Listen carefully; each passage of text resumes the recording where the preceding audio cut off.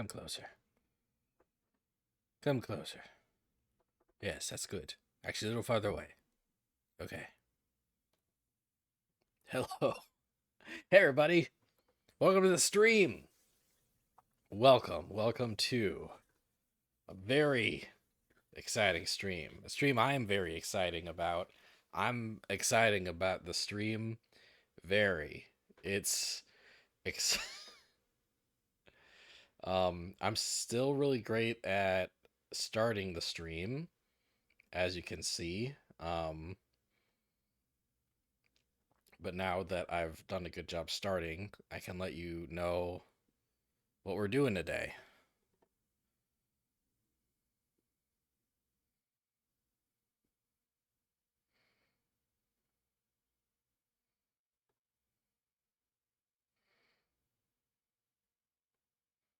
I'm going to do it. I'm going to do it right now.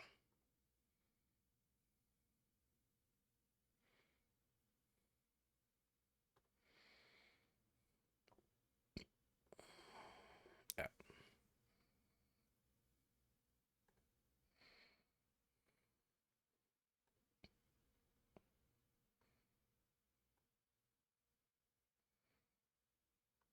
As you all know, or as you may know,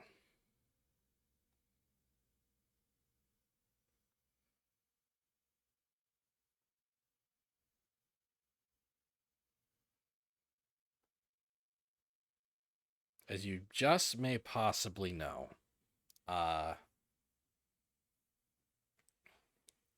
while back, thinking like April-ish, um, Capcom did a survey, and Capcom was like, "Hey, which of our dormant franchises do you want to see us bring back?" And one of the answers on there was versus Capcom, which got me very excited because I'd been thinking for a while that I bet Capcom wants to like bring back like a lot of their fighting game franchises, including versus Capcom. And obviously, Marvel vs. Capcom was dead. Infinite killed it. But I bet that Capcom would try to collaborate with other companies and make new versus Capcom games. So I got very excited by this prospect, and I made several. Uh, I did a roster building exercise for several versus Capcom rosters, several potential versus Capcom rosters. Why don't we take a peek at some of those actually? Uh, I did Netflix versus Capcom. I did DreamWorks versus Capcom. I did Shonen Jump versus Capcom. I did Square Enix versus Capcom. And I did Sega versus Capcom. And if you want to watch me putting any of those together, I do have VODs for all of them on my YouTube channel, separate VODs for each roster building exercise. Also, I think they exist as highlights on Twitch if you're watching this on Twitch. Um, and but then after I did that, the results for the poll happened in kind of two phases. First Capcom did a like kind of a word wheel, like kind of a word map of like which words were used the most in like people's written survey responses. And Dino Crisis was huge, but versus Capcom was not huge, and that discouraged me a bit. And then they released the actual results like a month later, and versus Capcom got like on that question, it got like fourth or fifth place, right? Which like maybe go okay, versus Capcom could still happen, but I'm not as like positive we'll see it make a comeback. I'm not as positive we'll see it return anymore. So like the exercise, like I kind of stopped doing the exercise as much, right? The exercise kind of died a little bit. Um, And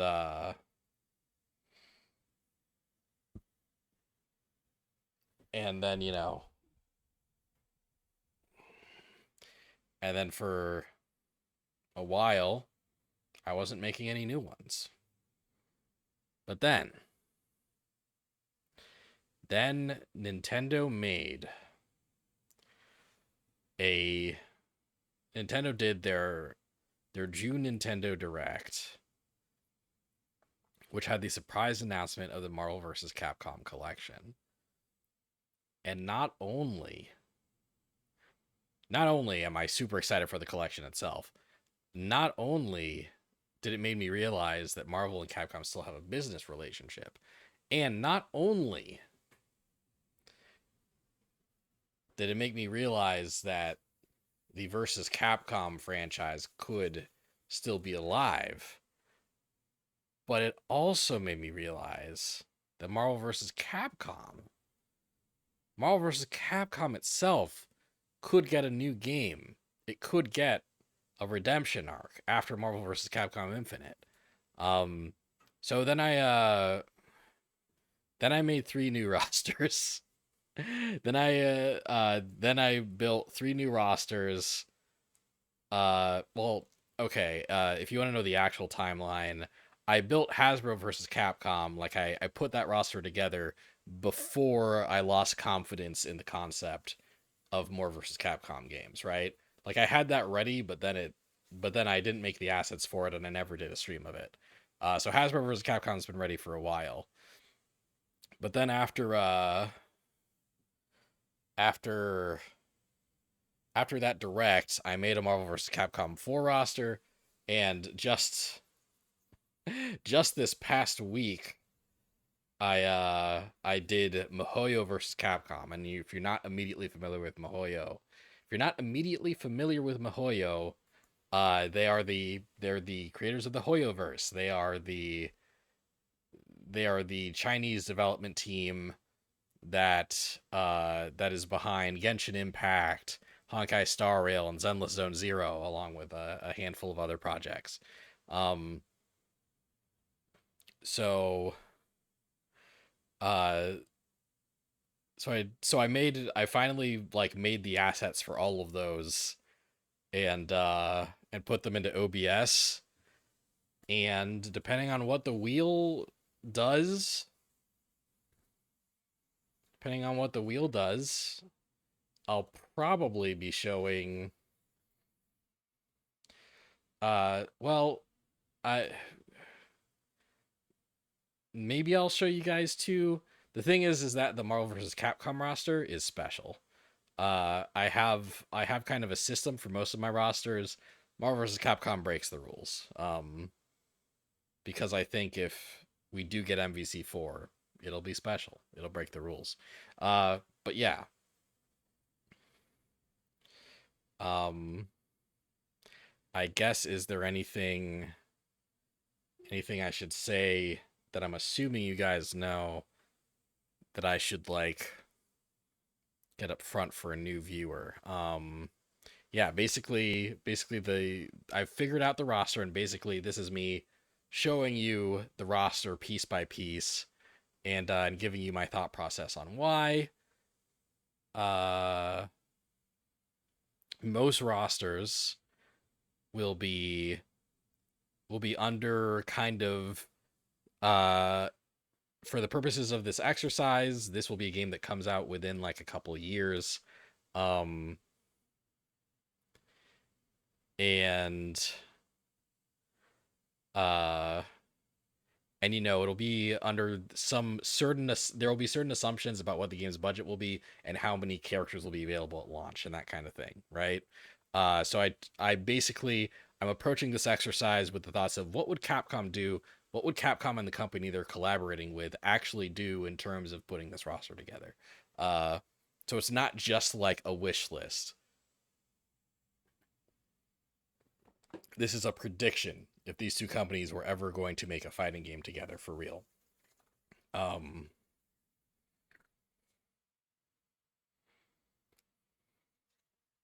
And yeah, if I'm forgetting any clarifications I need to make, I'll I'll make the clarifications as we go. Um, can't wait to be nitpicky and pedantic about someone else's list. I'm so very ready.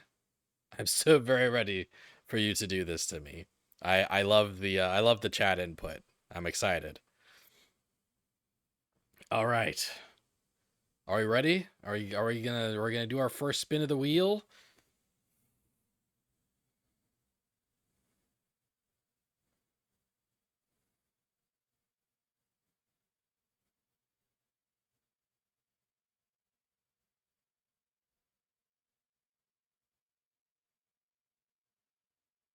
Let's go. All right. Spin number one.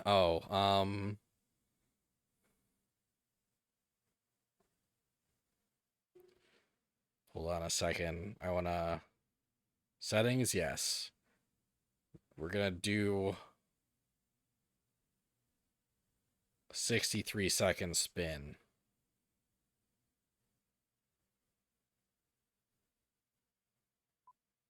Yeah, that's good as the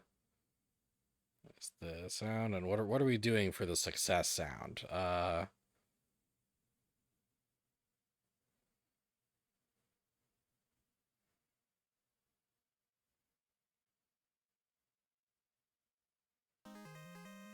Yeah, okay, cool.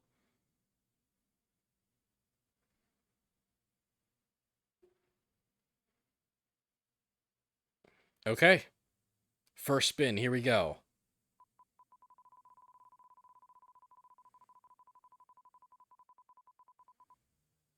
Oops, I gotta keep it on the browser if you want the little ticker sound. Okay. Man, I don't know which one I want to do first, actually. I've been working on all three of these for, like, I put so much work into all of them.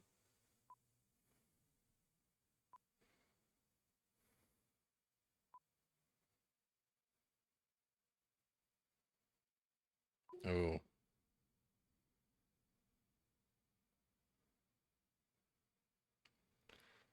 Oh, is this... I feel like we're gonna at least get to Hasbro. But are we gonna... No, okay. Ooh. Ooh, ooh, ooh. Okay. Oh, shit. Is Hasbro versus Capcom? Hasbro versus Capcom is going to be our first roster. All right.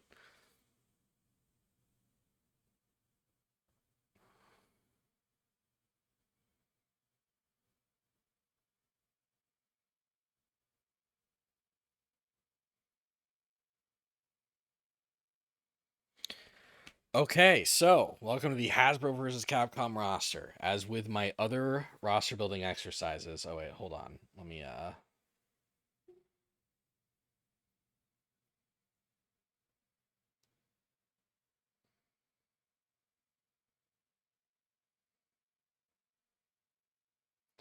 um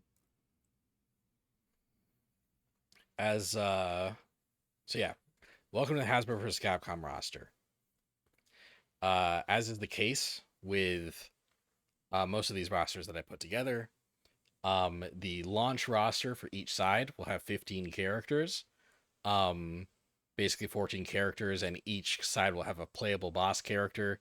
Uh, those two bosses will usually fuse together or like join their powers together to make an unplayable super boss character at the end of the game story mode. Hasbro vs. Capcom will also have 2 seasons of 6 character DLC, three which will add 3 characters on each side. So the launch roster will have 30 characters, and the complete game, after 2 seasons of DLC, will have 42 characters, or 21 on each side. There's a lot of these rosters where whittling things down is very hard. Like, I have to make a lot of cuts. Like, I always have more ideas than there are character slots. So if you see uh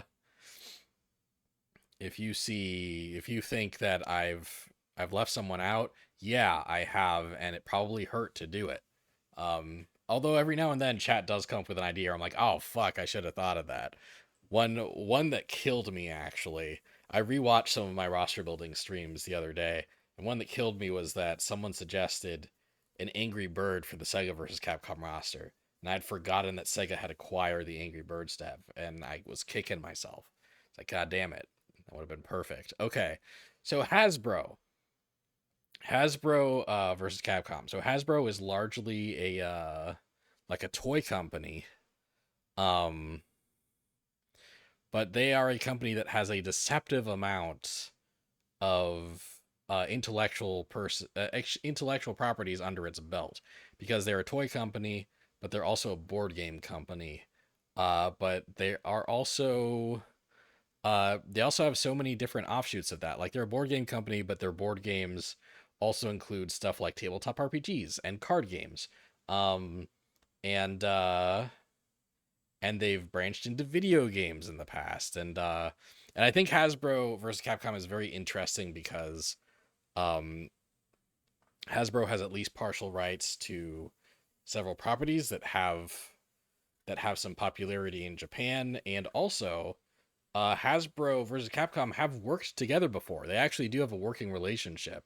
Um and they've collaborated on several things. Um so uh so yeah, like if you don't know much about what Hasbro's got going on, I'm excited to share on this evening with you. I'm excited to fill you in. So of course, uh let's start with the guidelines. I have a Each roster has its own set of guidelines for how these games will be made, how these rosters will be built. You interested to see which franchise I include in the roster? Oh, yes. It's very interesting. So yeah, each game I make the call on whether it's a 2 versus 2 or 3 versus 3 or even a 1 versus 1 fighter. Each game, each crossover has a key mechanic that kind of defines that game and differentiates it from other past and future versus Capcom games. And then of course character guidelines, the thought process that I have in mind when I'm putting these rosters together, when I'm putting the roster together for this specific game. So so for Hasbro versus Capcom would be a 2 versus 2 game. I think that Hasbro versus Capcom would definitely try to be a bit more accessible. They'd want to kind of have a wide variety of potential players on board. Um, so they wouldn't make it too complicated by making it a 3v3. It would be a 2v2.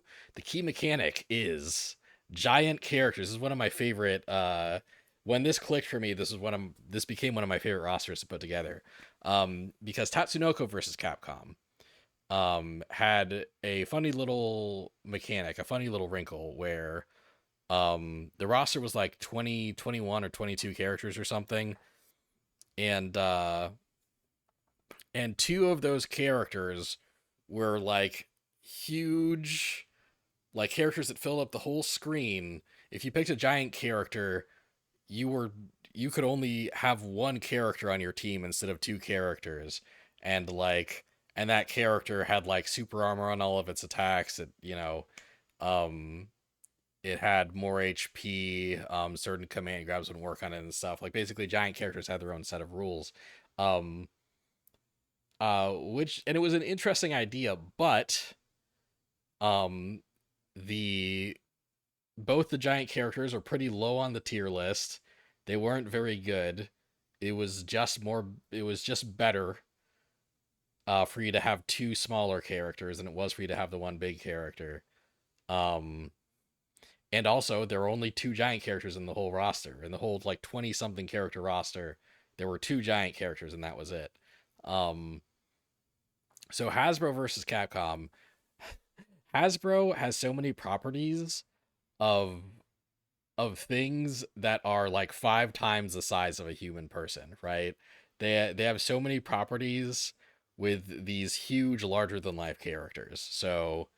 Uh, so to really make this crossover feel like a meeting of the minds between Hasbro and Capcom, this game will have several giant characters. Some characters are huge and have more health and armor, like Tatsunoko versus Capcom's giants, but better. Uh, the giant characters will be more balanced than Hasbro versus Capcom. Um, and also in this game, if you have a giant character, you can still have another character on your team, but each team can only have one giant character on it. So basically, you cannot have a team of 2 giant characters. It has to be either 2 regular size characters or 1 giant and 1 regular size character. That's the restriction. Um, other other than that, yeah, like giant characters have armor, they have more health, and they are big and cool. The character guidelines for Hasbro vs. Capcom cover a variety of IPs and franchises. Hasbro has a wide variety, Capcom has a wide variety. So really like kind of run the gamut, kind of uh show how many like what the wide scope, the wide breadth of their IP collections. Characters that would be cool toys and or action figures. So like characters that look kind of they kind of fit like a Western definition of badass characters with like guns or like cool weapons. Yeah, those are all characters that I'm more likely to consider from the Capcom side. And finally, 1/3 of the roster should be giant characters. So for those of you that are about as bad as math as I am, 15 characters on the base roster for each side means that the base roster will have 5 giant characters, and the Capcom side will have 5 giant characters for a total of 10 giant characters in the base roster. And then the DLC will each add 1 giant Hasbro character and 1 giant Capcom character. So basically, that fixes the Tatsunoko versus Capcom mistake. You'll have a lot more giant character options than TVC did. Okay, this looks very small to me, and I don't know if you guys will be able to read it, but I'll leave it up.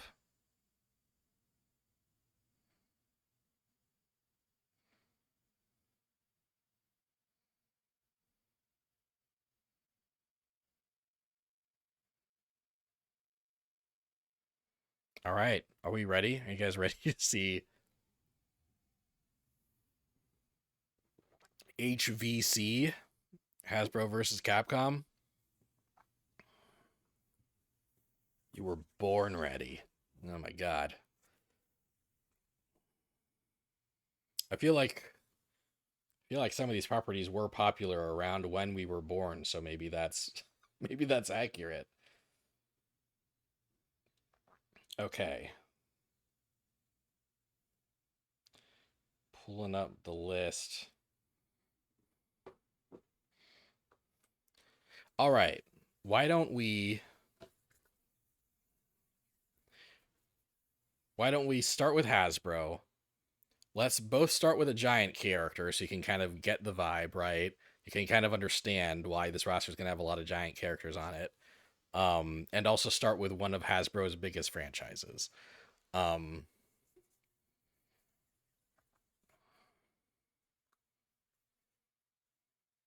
yeah, let's let's pop right out the gate with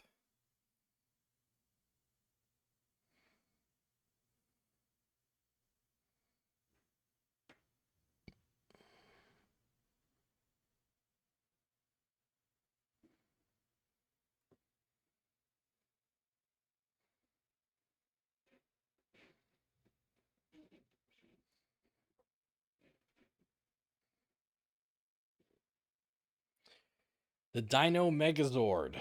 as a giant character. As you can see, the giant characters will have a poorly photoshopped little graphic of a G with an up arrow, so you can tell which ones are giants. Um, yeah, so the Dino Megazord from Power Rangers. Power Rangers is a franchise that Hasbro does have the rights to. Um, and this roster won't have a lot of Power Ranger characters just because the way that Hasbro has been using the IP has been weird lately. They recently ended a like a 25-year like continuity for Power Rangers, and we have no idea when the reboot's gonna happen. So so basically, since they're kind of like leaving Power Rangers in its current form behind, it would be kind of weird if they were marketing that form of Power Rangers a lot. But it would still feel weird to have no Power Rangers at all. So yeah, starting off with a Dino Megazord from Power Rangers.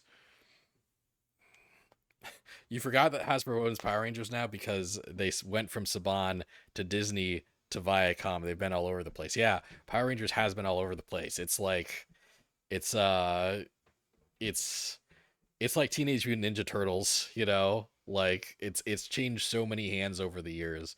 But Hasbro is the current home of Power Rangers, so Capcom gets dibs on them for this game.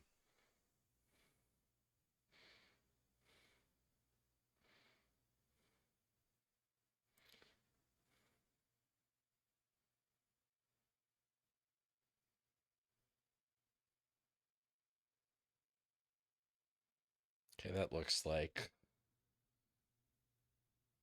that fits.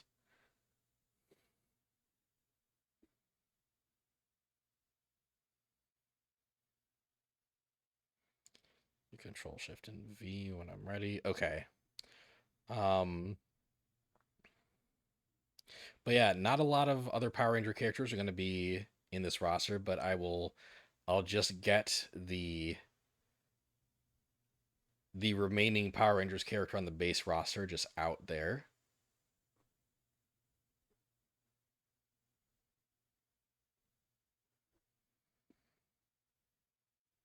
Rita Repulsa. Um yeah, I mean, I feel like Rita's going to be one of the first things you think of when you think of Power Rangers. I know she's the first thing I think of when I think of Power Rangers. My fiance has said that it borders on an unhealthy obsession. Um, but but look, Rita Repulsa is fucking great. Her voice actress could reprise the role again, and she'd have a wonderful time. Uh, she's yeah, she's definitely got the moveset potential. She's got a really iconic design. Yeah, Rita's got to be there. If I'm only putting two Power Ranger characters in the base roster, then Rita's one of them, and she is. There she is. Uh yeah, she's not the boss. I saved the boss for like last or almost last. She's not the main villain of Hasbro vs. Capcom, but she will be in the story doing villainous things, and you know probably collaborating with the main villain at some point, the main villains, I should say. So we got Rita on the board.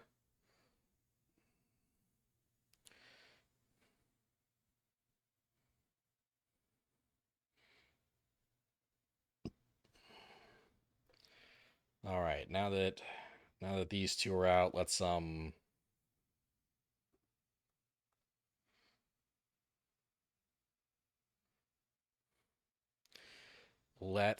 get some Capcom usuals out. Some of the obvious Capcom editions, right? Ryu is going to be in all of them. He's going to be in all the versus Capcom rosters. It's obvious he will always be there. He's a staple. And Ryu is here again. Pretty easy on the Capcom side. And one thing I think the story mode will do is that Ryu will interact with the Power Rangers a lot. But the Power Rangers won't be a playable character when they're outside of their robot, right? But there will be cutscenes where the Power Rangers are like walking around outside of the robot, and Ryu will get to interact with them, and he'll think that they're cool. Uh, One thought I had was having like several Power Rangers as like one move set, you know, where like the main Power Ranger is just calling out other Power Rangers to do hits and stuff for them. Um, and if I had a little more room on the roster, I may have done it. But instead, the Power Rangers are just present in the story mode, but when they're playable, it's because they're in their robot. Um, Up next, Chun Li. Chun Li. Yeah, another staple, another really obvious pick to be there. So there she is. Not too much to say about Chun Li at this point. I've made 5 of these. This is the sixth one I'm showing you. Chun Li's here, and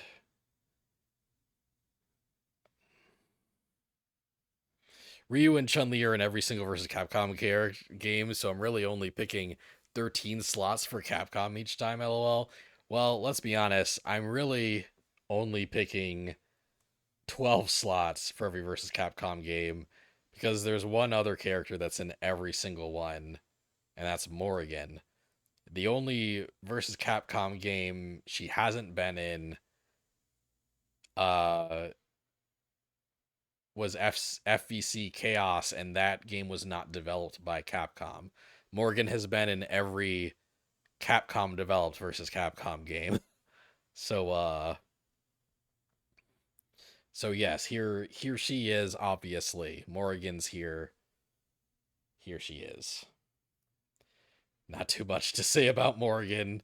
She's in all of them.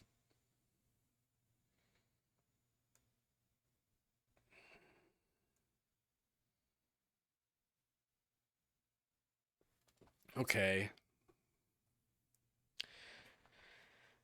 So let's see. Where do I go? What do I do next?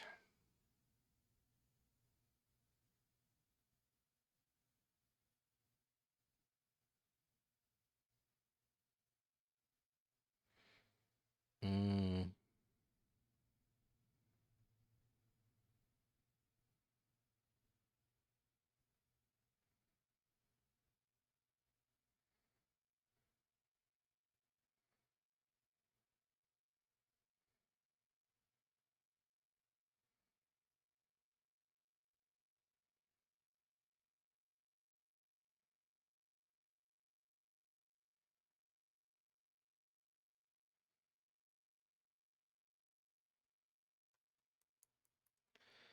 let's see. Let's see.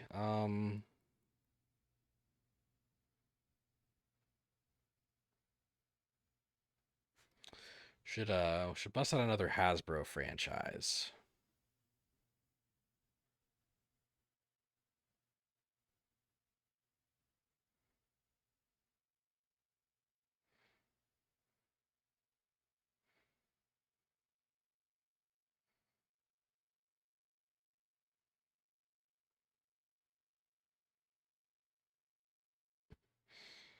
Okay, yeah.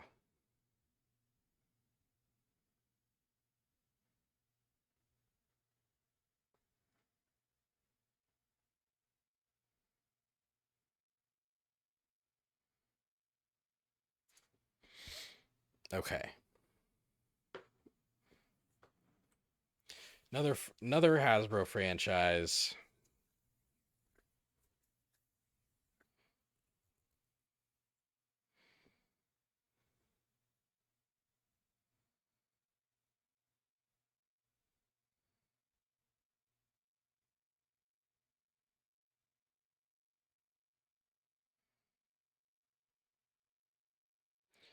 We've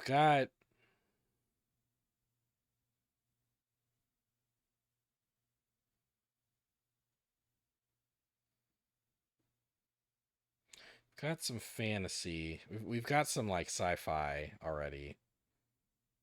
So with Morgan, let's get a little fantasy out here. Um,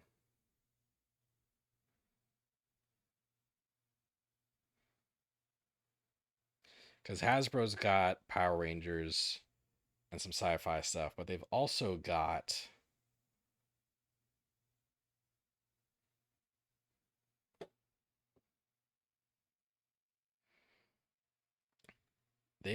got Dungeons and Dragons. So I think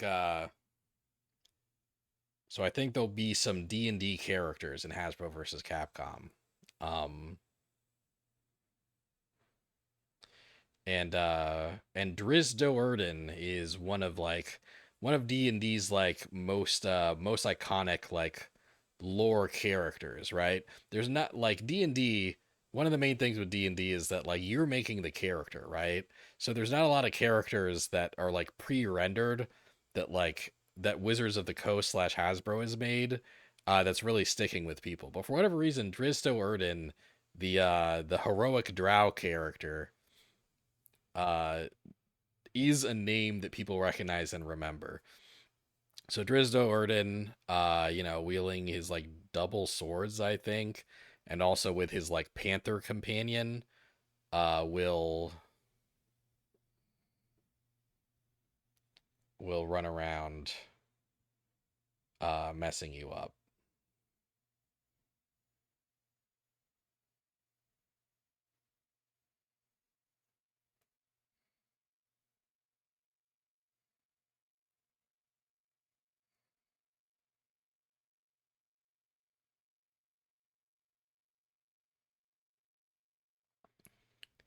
And another D&D character,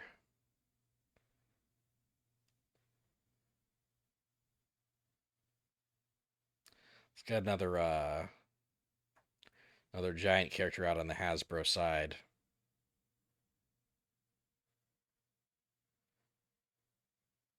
and that's Lolth the Spider Queen.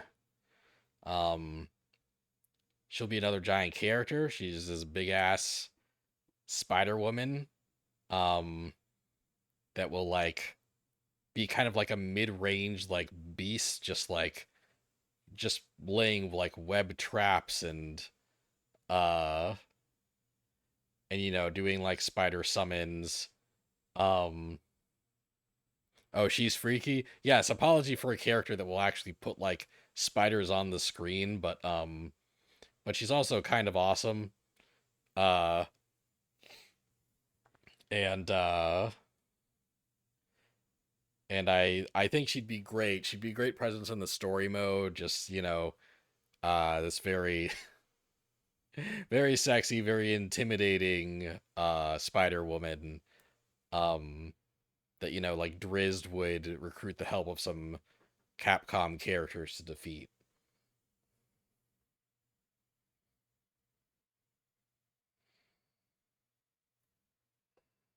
Which Capcom characters? Well,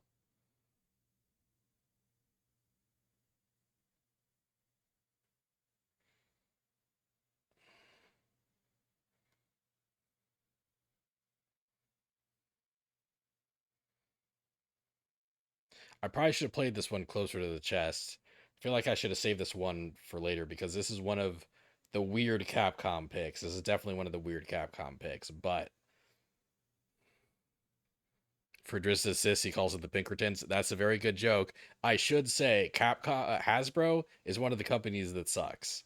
They fucking suck.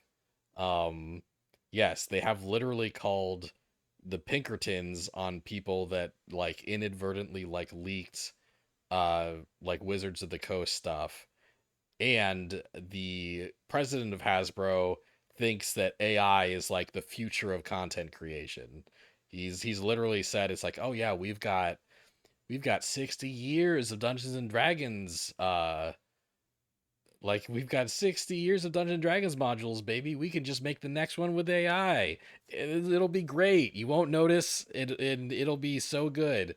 Fucking blows. This company sucks, uh but Capcom will make deals with companies that suck. They will collaborate with companies that suck, like Marvel. uh and like, yeah, this is just an exercise based on the strength of the IPs and not necessarily of how good the companies are. If If I focus too much on that, I wouldn't really have an exercise, unfortunately.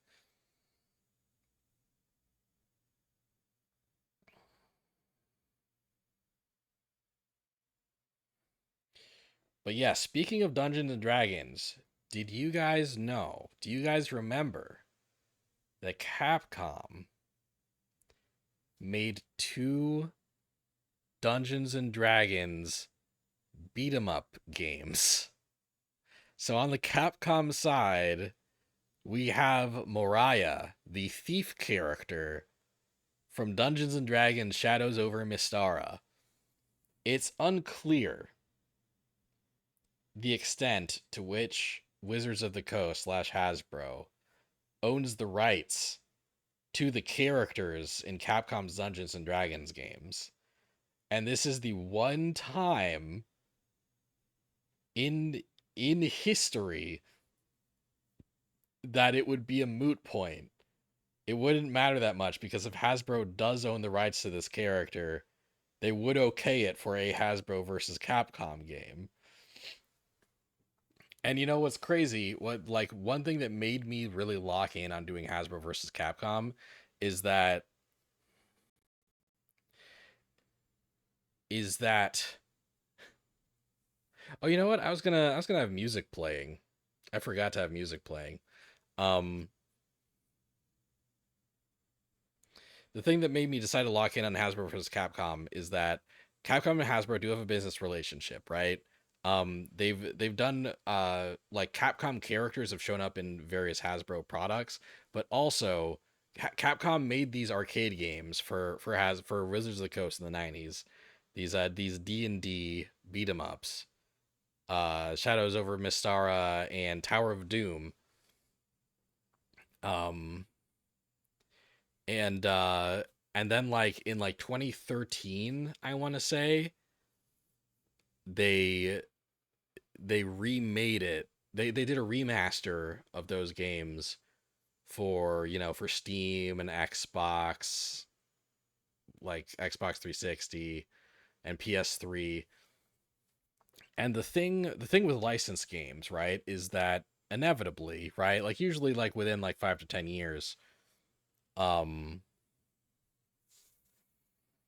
yeah, 2013 actually feels kind of late. Like when did that remaster come out?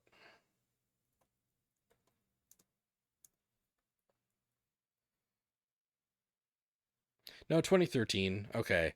Yeah, it did come out in 2013.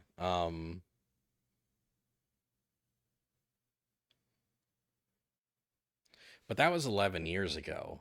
Um and Shadow and Chronicles of Mystara, that remaster is still up on storefronts, which means that Hasbro and Capcom have been renewing that license like every time it's come up for the last 11 years. That's like almost unprecedented. Like Marvel will take licenses away from companies like every few years. You know, Star Wars games will get delisted. But that Dungeons and Dragons game, which can't be making them much money at this point, they can't still be making much money over Chronicles of Mystara. Um, but yeah, Capcom keeps renewing that license. They keep having a healthy business relationship. So yeah, not only could Hasbro vs. Capcom exist, but this D&D character will be in it. And she'll actually be kind of cool. Like I actually ended up playing a bit of the beat 'em up on some of my off time when I was putting this roster together, and she could have some really cool moves. She'll have like she'll be kind of a cool rushdown character, but she'll also be able to like uh throw bombs down. Um and she'll be able to like kind of like do wall jumps and like be very agile and nimble. um and she'll also be able to like throw knives.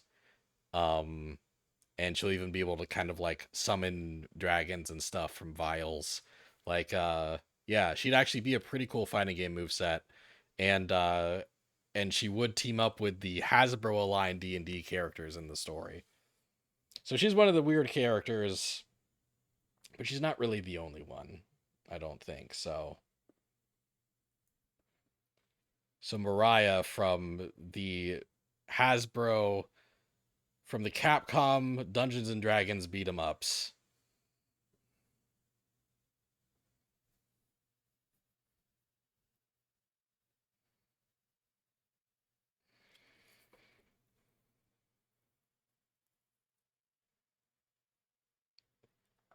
Funny enough, there's a JoJo Part 3 character with the same name who has a red hood. She's her name is spelled differently. But yes, everyone does compare her to that character. Yes, everyone notes the similarities between those two characters, and I think the influence, I think I think the JoJo character is the influence for Mariah. Um, she's basically I think the JoJo character is named Mariah, like with an A. Mariah is definitely legally distinct Mariah, but here she is anyway. All right, let's play some music. Sorry for the silence. I've got that I've still got tracks from that Humble bundle that I haven't checked out yet.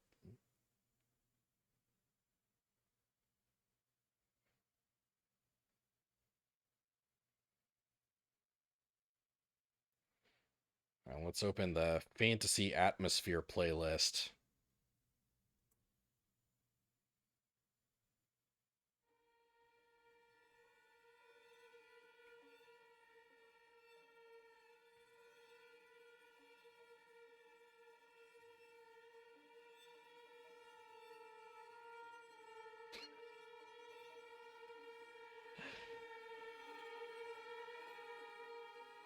This feels like a bad idea.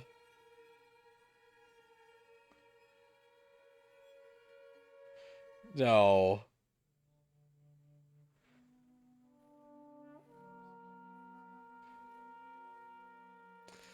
No. Okay, this is something.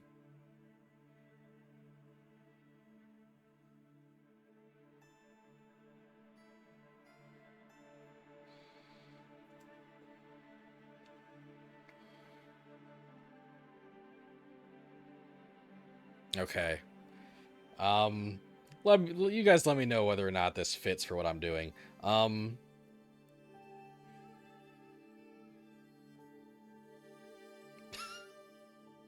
No, I don't like this. I don't like this for what I'm doing. Let me do one more.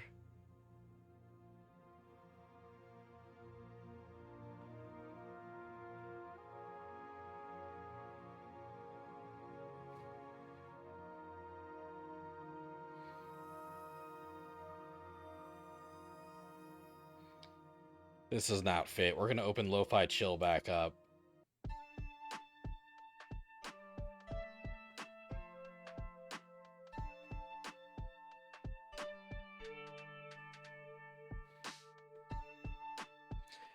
Okay.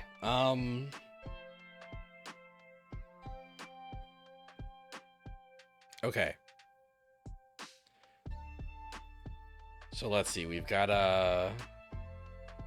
4 Hasbro characters out, 4 Capcom characters out. Let's we've got some giant characters out for Hasbro. Let's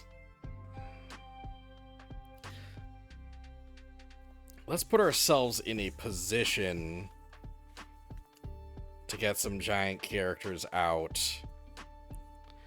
on the Capcom side. So first, not a giant character. First, let's put out a character that's not a giant character.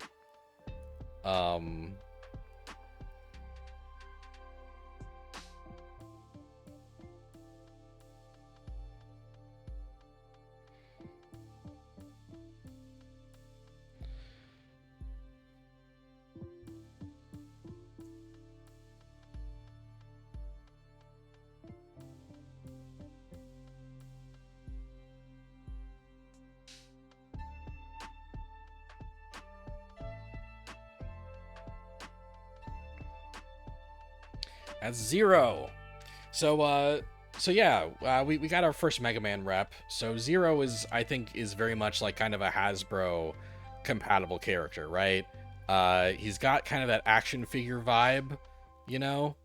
Um, he definitely feels like, you know, you put him next to a Power Ranger, um, you you put him next to some other Hasbro IPs, and he kind of fits, you know.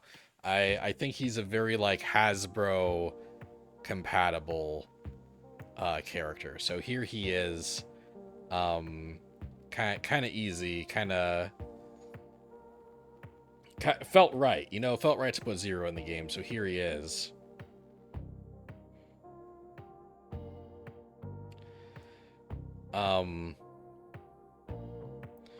But then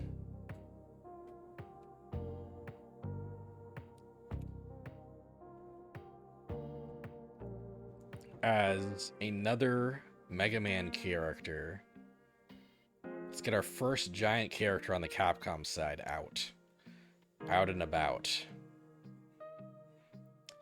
The Yellow Devil from Mega Man. So yeah, you know, we've got like a you know, a big, we got a mech, right? We got a big spider lady. How about like uh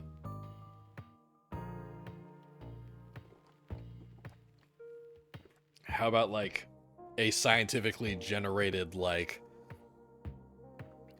blob, like a fucking, like, I think like kind of a fucking like liquid mass of like nanobots that like have kind of a hive mind. Anyway, yeah, I think Yellow Devil isn't in most fighting games because Yellow Devil is too big, but I think Yellow Devil has a great design, and yeah, you know, like it fucking like get you with like its big goopy hands and like shoot like parts of itself at you, and then it could material, like once enough of its parts on one side of the screen, it could materialize on that side, and like it's such an intriguing fighting game moveset. I think it could have a really cool fighting game moveset. Zero and Yellow Devil, I'm seeing approval for both of those choices. Yeah, yeah. So yes, Yellow Devil, giant character on the Capcom side.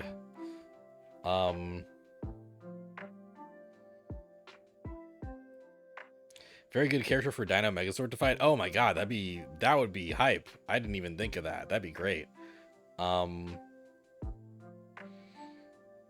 So let's get some more little guys out on the Capcom side, because right now half of the Hasbro characters are giant. So let's get another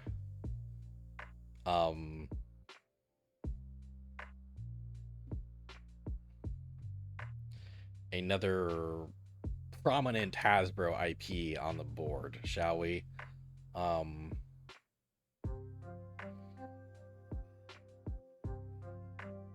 That IP being G.I. Joe. So a couple of reps.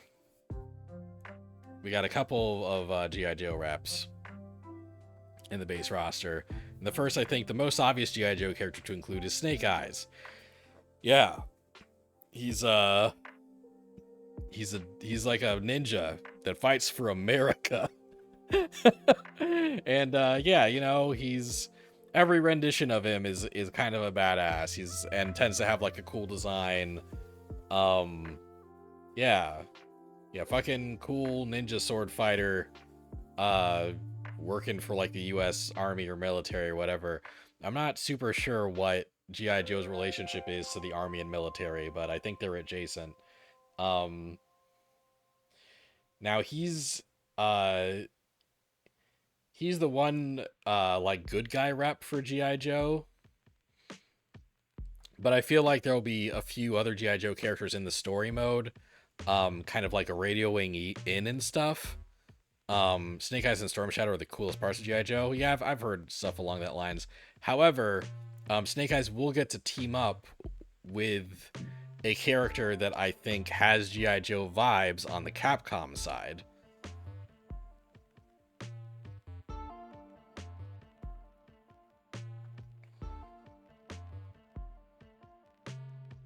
That's Crimson Viper from Street Fighter 4. Crimson Viper is a Street Fighter, but that is also like a secret agent with weaponry like in her palms. Like she has like fucking like fire shit like in her weapons arsenal. Um, so I think there's a part of the story mode where like Crimson Viper is teaming up with G.I. Joe, and like her and Snake Eyes are like a unit working together to kind of take down some of the more villainous characters.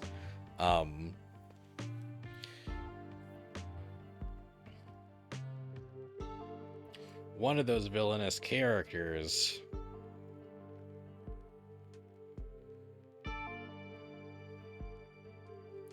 is the second G.I. Joe rep.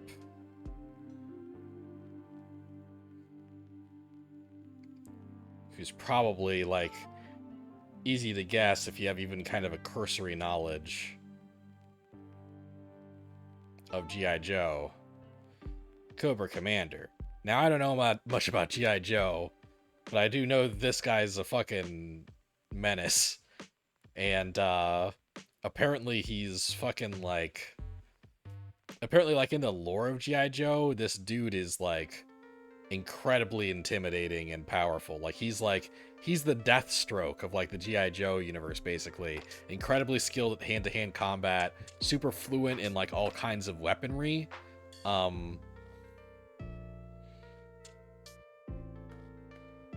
And also, like, an incredible tactical mind on top of everything else. So seeing that, like, incorporated into a fighting game character could actually be kind of cool. Like, also, this render of him is kind of badass. Like, I always thought he was really goofy looking in the 80s cartoon, but this makes him kind of work, you know? That is an official render of him. Like, that's for one of his toys or something. So yeah, let's put these in the back.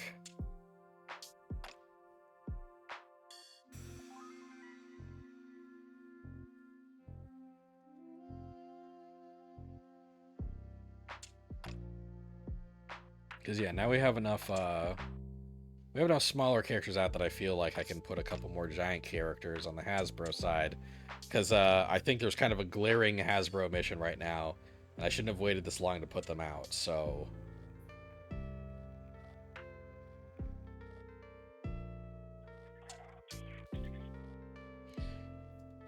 So our next giant character is Optimus Prime from Transformers. Yeah. I was considering leading with Transformers, honestly, as like the first rep for Hasbro overall. So this is a little late, but yes, Transformers is absolutely going to be in Hasbro vs. Capcom, and Optimus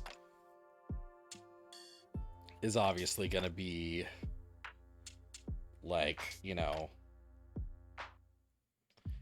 the one of the kind of the main faces there.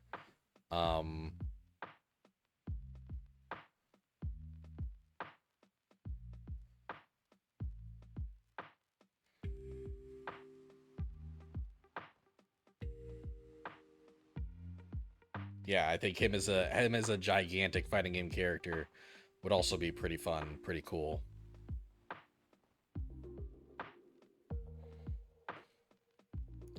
Which I think I'm gonna move some stuff around here. Was it Megazord and Optimus that made me decide to include giant characters? They are... I would say they were probably the primary factors, yeah. I think realizing that both of those were so important to Hasbro made me go, what if I did the giant character mechanic from Tatsunoko vs. Capcom? And like really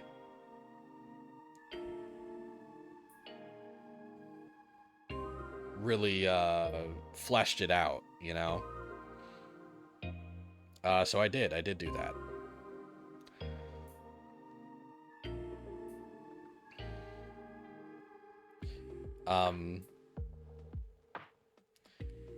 And also,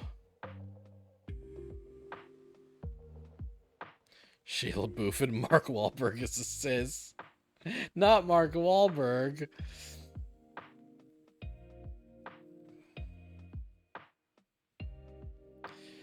And also a Megatron as another giant character. So he's not the main antagonist. He doesn't count as the Hasbro boss character, but I do imagine him as being kind of the primary a character that seems to be the primary antagonist for about the first half of the story mode. And then the real Hasbro bad guy kind of reveals themselves, and Megatron becomes less important. Maybe Megatron even teams up with some of the heroes once he's been kind of usurped as the main bad guy. I feel like Megatron does shit like that a lot.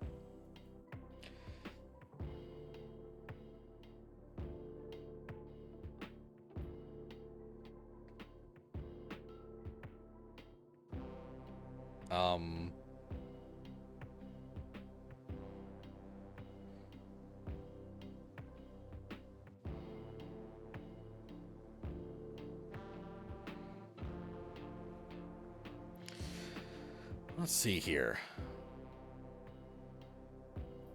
We need more giant characters on the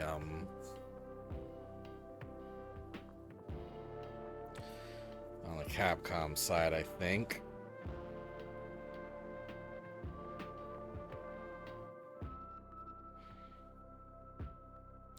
So first, let's do a little setup.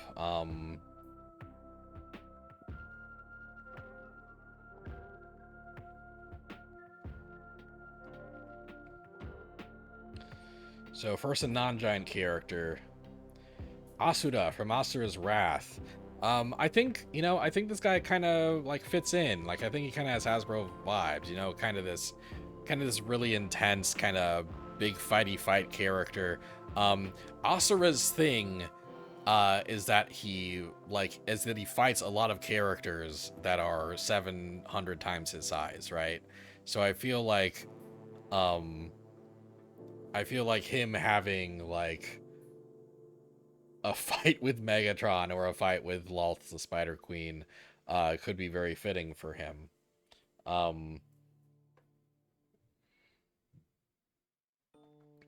But also, Asura's Wrath, I feel, is a franchise that's kind of long overdue for like versus Capcom representation. So why not also include one of the giant characters that Asura fights? So as our next Capcom giant character, we have Wyzen from Asura's Wrath. Just kind of this big beefy dude. I love his big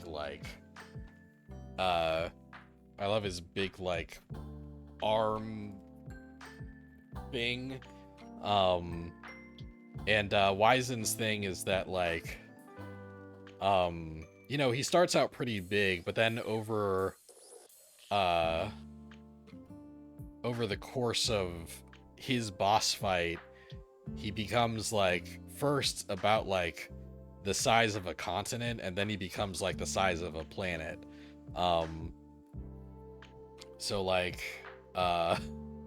Maybe the size of a continent is stretching it, but he becomes the size of a 3-story or 5-story building. He becomes very huge, and then he becomes even huger. Asura not being in a versus game is a snub on the level of Gene from God Hand, it should have happened already, TBH. Yeah, right? So Hasbro versus Capcom, Asura is there, but also one of his more charismatic, iconic boss characters. We get 2 Asura reps on the main roster. And yeah, Wyzen will be there just fucking shit up.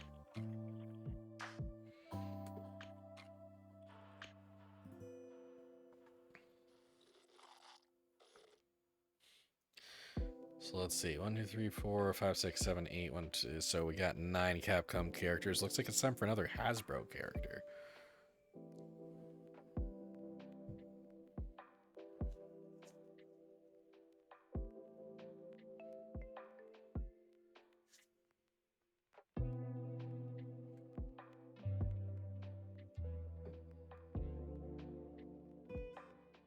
So okay.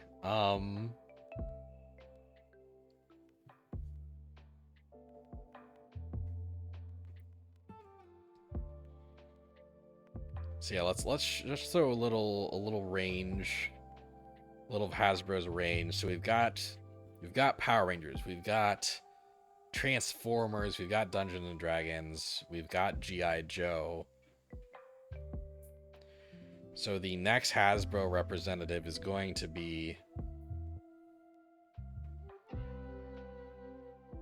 Twilight Sparkle. um so so yeah, Twilight Sparkle is a very skilled magic user. And she has flight. She'd be a very cool fighting game character. In fact, she was such a cool fighting game character that Hasbro sent a cease and desist to an indie company that turned her into a fighting game character, and then that company made them's fighting herds. They got Lauren Faust to make My Little Pony ripoffs for them, so that they could make a My Little Pony fighting game without getting sued.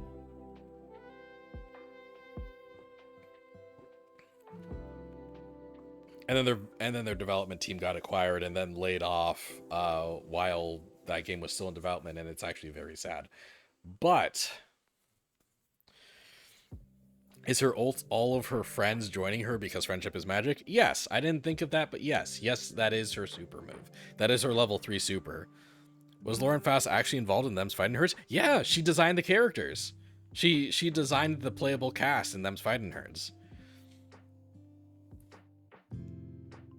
That was Lauren.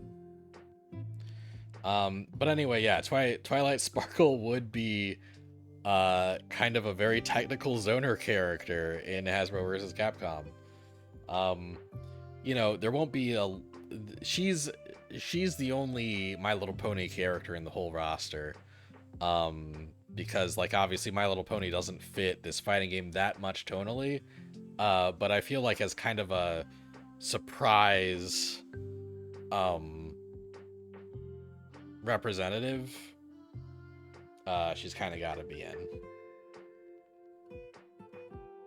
I have to include My Little Pony. Exactly. I won't be like, I can't include much of it, but I do have to include at least a little of it. It's true.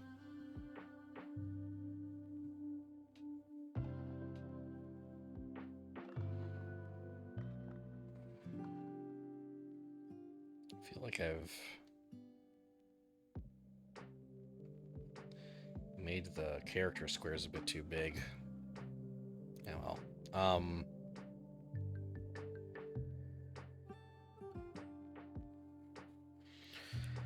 What else we got?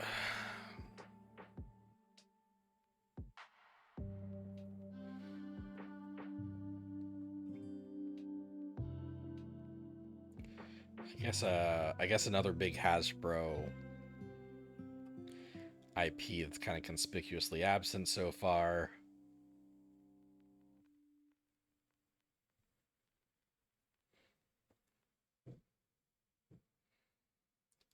Magic the Gathering. So this is Chandra Nalar, and she's a planeswalker.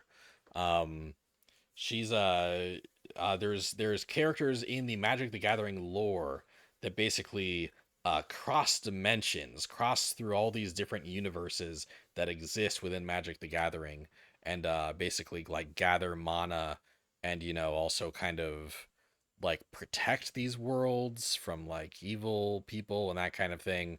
But a lot of the time they're also just kind of like travelers, like kind of just world travelers. Um, so So yeah, Chandra Nalar is a considerably like cool one.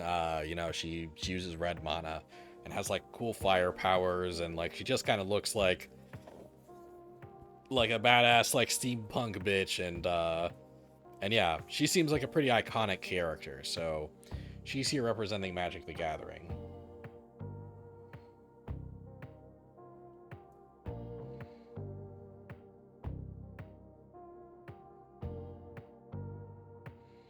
Actually, yeah, let's bring Twilight Sparkle down here with the magical Hasbro characters.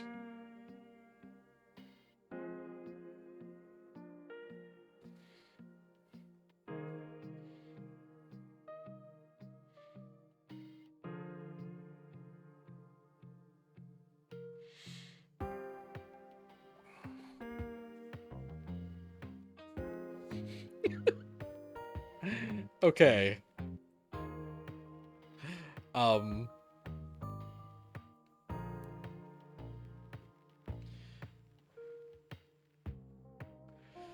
Okay, yeah. So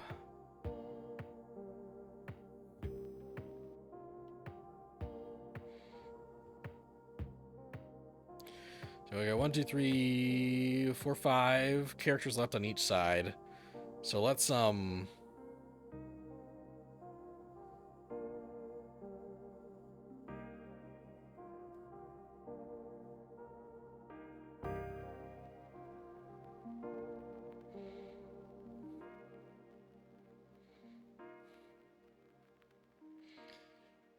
So yeah, let's get a couple of interactions that I find fun out of the way. So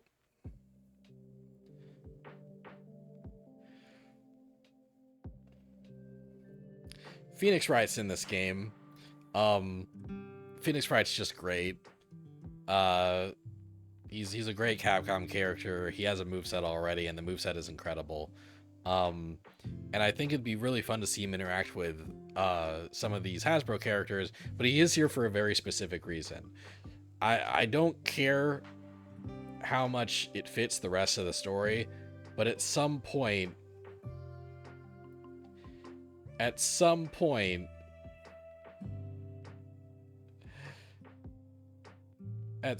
in the story,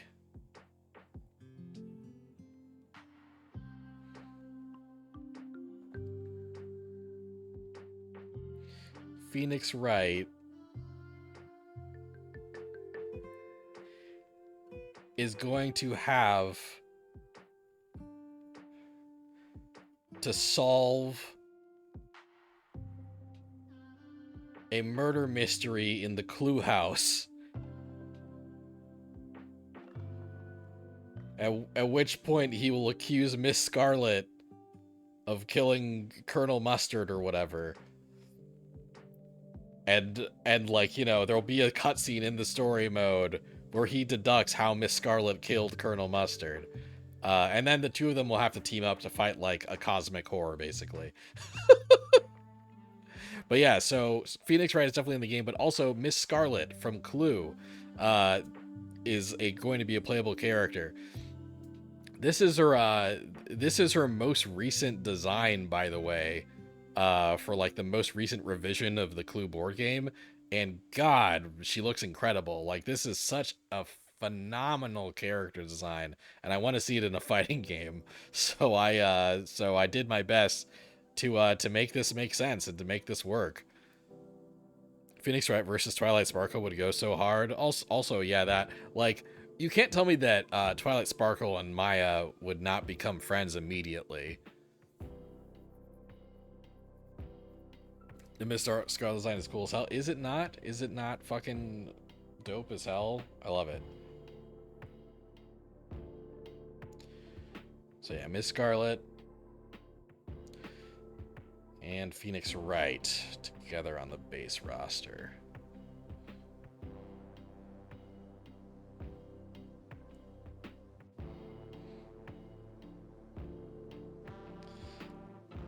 So Phoenix Wright will be interacting with the Clue cast. Ryu will be interacting with the Power Rangers, but you know who else will be interacting with the Power Rangers and like having the time of his fucking life doing it?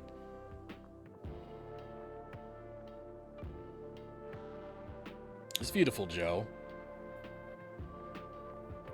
Beautiful Joe will be over the moon to know that the Power Rangers are real. He'll have such a good time interacting with the Power Rangers. He'll be beside himself. So yeah, he's mainly just here because those interactions will be fun, and he obviously has a very like Power Ranger vibe, because, you know, he is kind of a riff of the same source material that Power Rangers is a riff of, or, you know, at least kind of that, like, you know, he's obviously a riff of like tokusatsu kind of stories like Kamen Rider and that kind of thing. And Kamen Rider is obviously adjacent to Super Sentai, which is where Power Rangers comes from. So So yeah, beautiful Joe has to be here. He he has to be here as a different kind of ripoff of these live action Japanese shows. This place is like home to him, you know. All right, let's see. 4 slots left on each side. Um,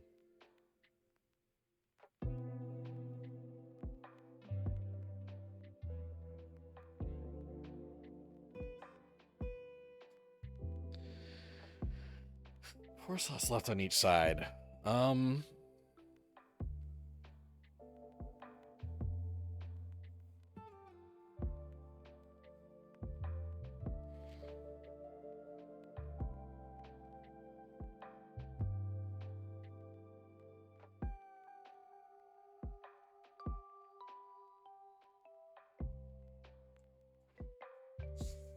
hmm. Okay, yeah, let's get out another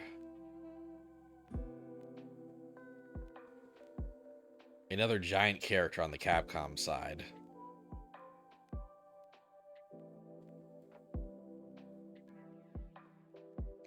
I don't know if Sean's still here, but if he's not, I hope he ends up watching the VODs.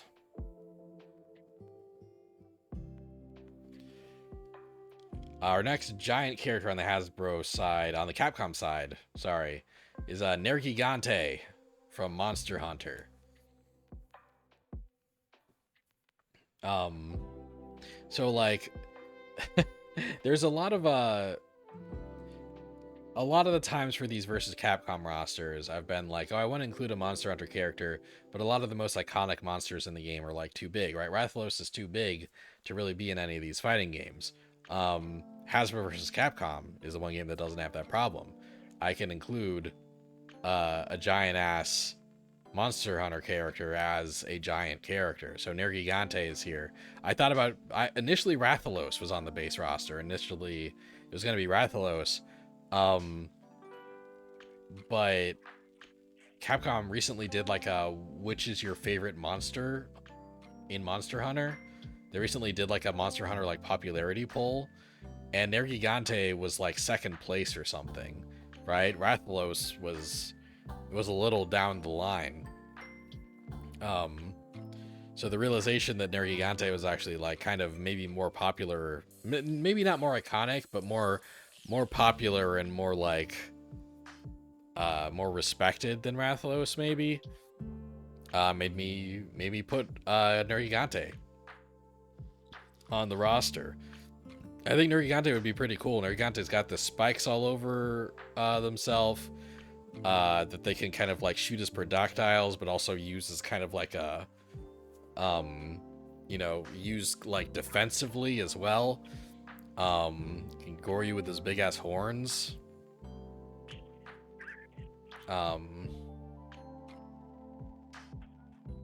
Yeah, man, Nergigante is a big ass fighting game character. There you go.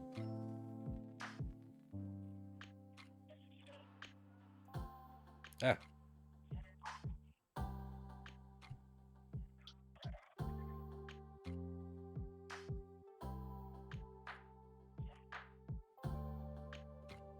There you go.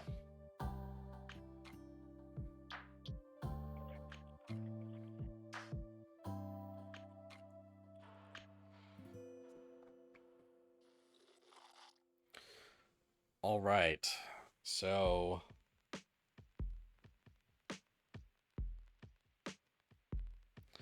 mostly weirdos left.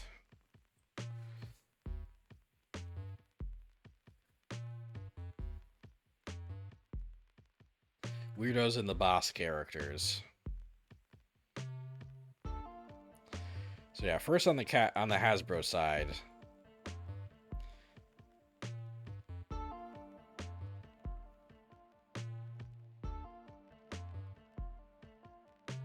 Stretch Armstrong. Now this dude would just have a cool moveset, you know? He's got the stretchy limbs. And you know, he's basically like Dulcim, but going super nuts. I feel like he can have like a move where like he spins around with like his big stretchy fucking limbs is like a little fucking tornado as he moves forward, you know. Obviously big stretchy punches, big stretchy kicks. Yeah, just like really weird animations where he just stretches in really awkward ways, you know. I feel like his head just like stretching upward and like making contact with the opponent is like an anti-air. Um yeah.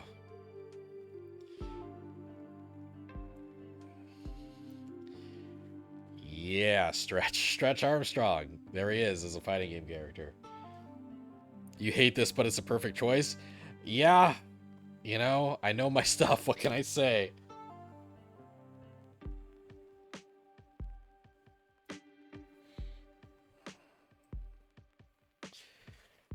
Um okay, yeah. So I'll do the two remaining Capcom characters that aren't the boss, which aren't that they are probably unexpected. They are like cool deep cut picks, but they're not super weird. But then we'll do the Hasbro ones that are pretty weird, and then we'll do the boss characters. And that'll be the base roster.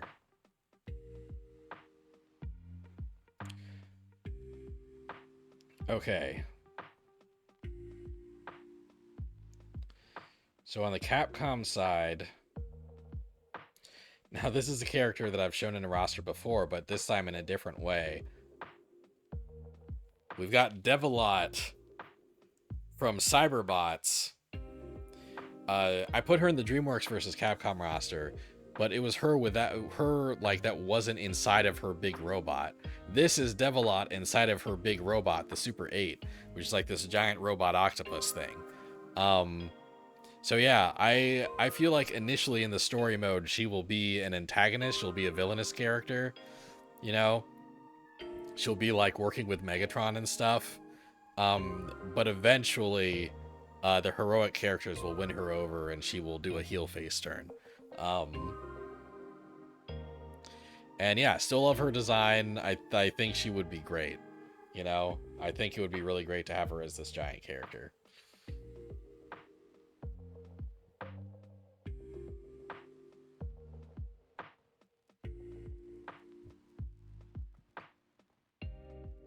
And the last Capcom giant character on the base roster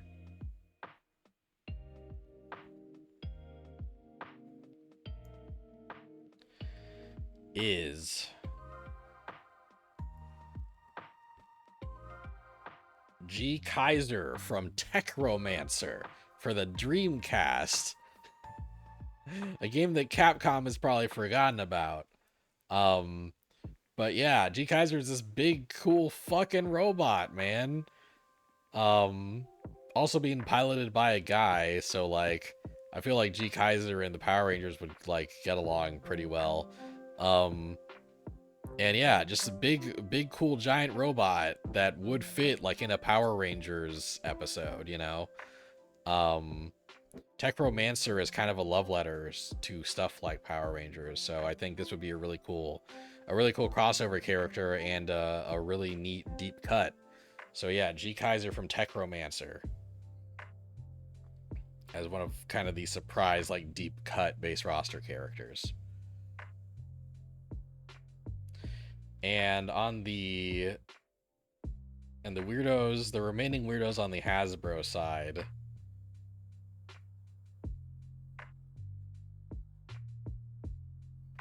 And they're weirdos. These ones are weird. First we have Murph.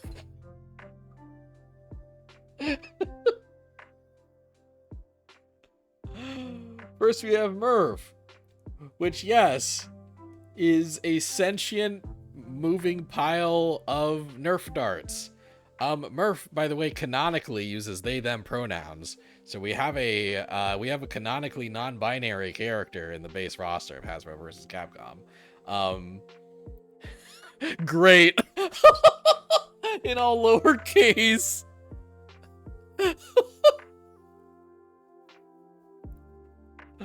Uh, representation, baby. Happy Pride. Representation wins. So yeah, Murph was the official uh was the official Nerf mascot for a while. And it's just, yeah, like uh it's just a sentient massive Nerf darts that also shoots Nerf guns. Um and they had a social media presence for a while. They were the mascot for exactly like 8 months in like 2017 or something. And then their account went quiet and Hasbro like never talked about Murph again. Um this is horrifying and great. Thank you for bringing this to my attention. But I think Murph would be an incredible fighting game character. Just like a cool zoner, but also maybe they can like, like shoot parts of themselves at the opponent and like, yeah, if this had a good enough budget, the animation team, having just like all the Nerf darts like wriggling around as they run. Yeah, I'm fascinated by this as a potential choice, honestly. Murph the Nerf.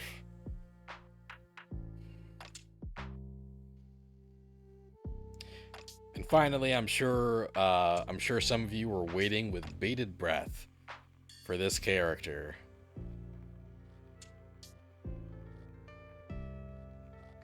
You're like, this guy has to be there, and he is.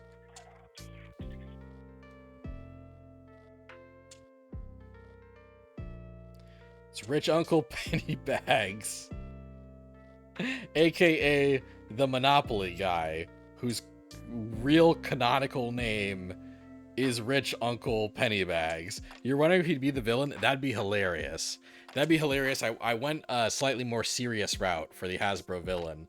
But no, Rich Uncle Pennybags is kind of like teaming up with the other weird board game characters, right? Like Phoenix Wright, Miss Scarlet, Rich Uncle Pennybags, Stretch Armstrong. They all kind of create like a faction together, teaming up against the antagonistic forces of the game.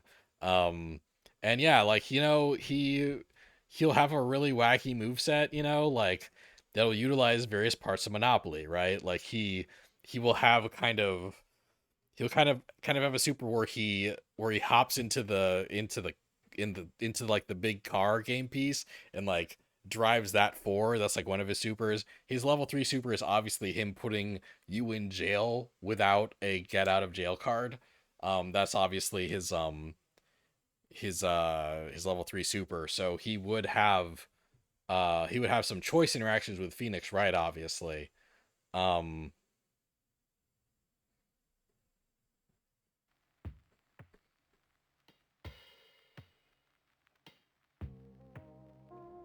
but yeah, there he is in the base roster. Would he have a mechanic where he collects money from people and gains more power the more money he has? I love that. I love that. Yeah, maybe. Yeah. Yeah, I like that a lot. I think he would have a weird ass mechanic like that. So the boss characters on the Capcom side,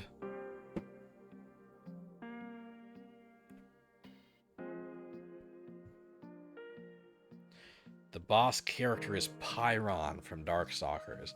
Now, Pyron is an immensely powerful, like, alien creature. Just this mass of, like, glowing, powerful energy. That, like, you know, that threatens to, like, conquer planets and stuff. He's kind of a cool character, and he isn't in a lot of things, Even Darkstalkers kind of forgets about him in favor of other Darkstalkers characters. But he was the final boss of a Darkstalkers game. And I think in this he could be kind of this big threat that's initially like kind of imprisoned on a planet before he gets free. And what happens with Pyron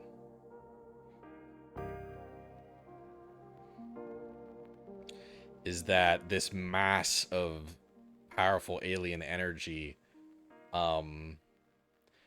is found by this mastermind that feeds on masses of energy and absorbs them and uses them for his own ends. And Magic the Gathering is such a huge franchise that the base roster had to have at least 2 Magic the Gathering characters. So Nicol Bolas from Magic the Gathering is another giant character. He's the last giant character on the base roster. And he is another planeswalker. He's a planeswalker that is a dragon. Imagine if Smaug like, first of all, like, got a hold of the One Ring and then used it to, like, cross fucking dimensions and take all the, like, powerful treasures from other planets, like finding the champions of those planets and absorbing their energies. That's Nicol Bolas. He's fucking terrifying. He's just one of the baddest bitches out there. And in the story mode, like, Nicol Bolas would find Pyron, and from his perspective, Pyron is made of mana, the Magic the Gathering power source, and he would absorb Pyron's mana and become, like, the final boss of the game, basically a Nicol Bolas that is swarming with Pyron's energy and is, like, virtually unbeatable. At least until Optimus Prime, Asura from Asura's Wrath, Zero, Rich Uncle Pennybags, and several Capcom robots all team up to try to beat him. I played the shit out of this, actually. Like, this is one of those rosters where, like, I thought it'd be a fun exercise to put this together, and now I want it to exist.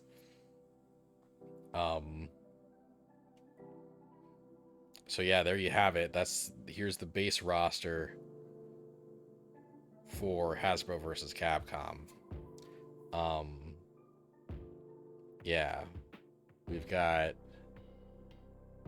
the Dino Megazord from Power Rangers. We got Rita Repulsa, Optimus Prime, Megatron, Stretch Armstrong, Ryu, Chun-Li, Crimson Viper, Morgan, Pyron, Driz Do'Urden, Lolth the Spider Queen, Chandra Nalar, Nicol Bolas, Twilight Sparkle, Zero, Yellow Devil, Asura, Wizen, Nergigante,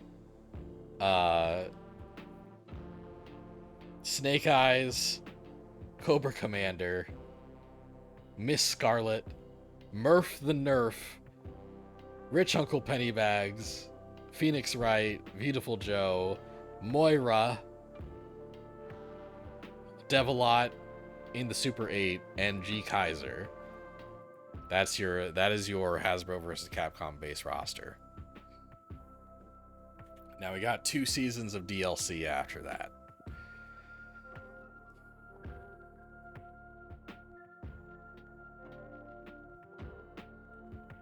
And if you're like, this was absurd, I'm not quite done being absurd yet.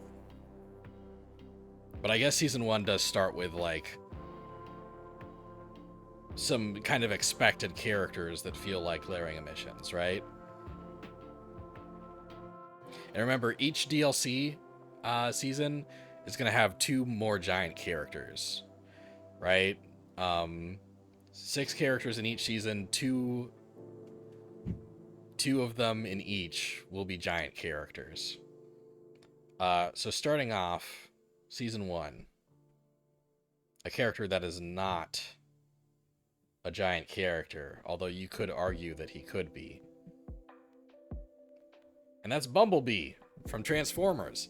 Bumblebee is beloved. I think even people that aren't really into Transformers kind of love Bumblebee and think he's cool.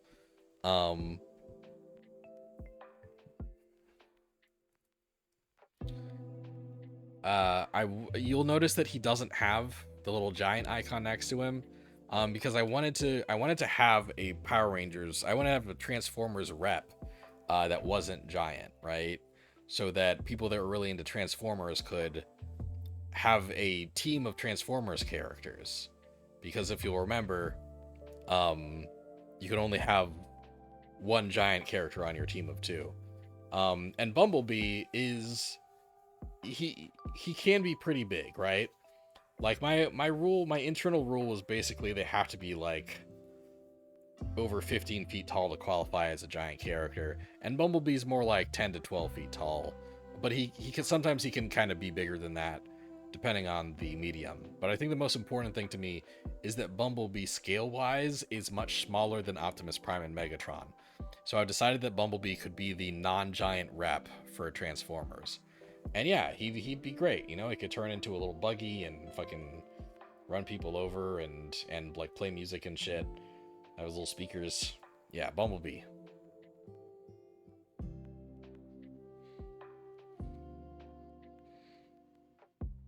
I also forgot to acknowledge that my fiance loves Nico Bolas after, I think, finding out about him literally in this stream.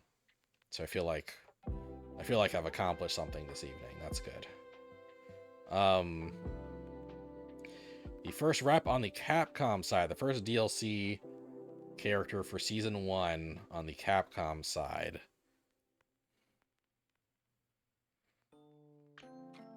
Is another character that's almost a giant character, but not quite.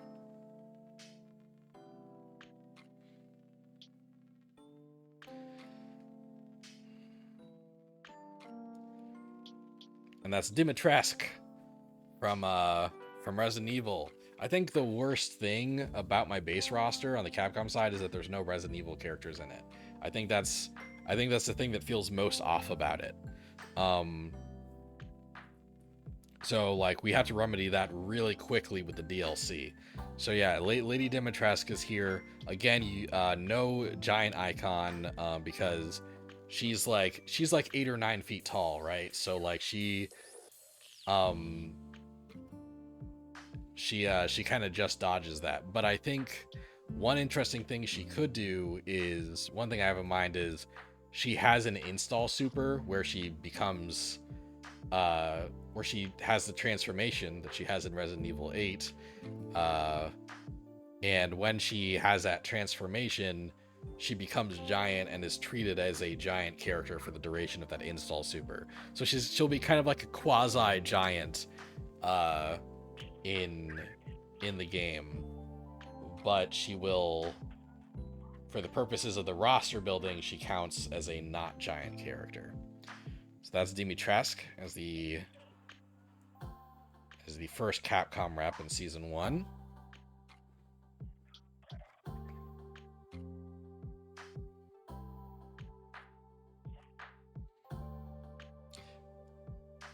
One more.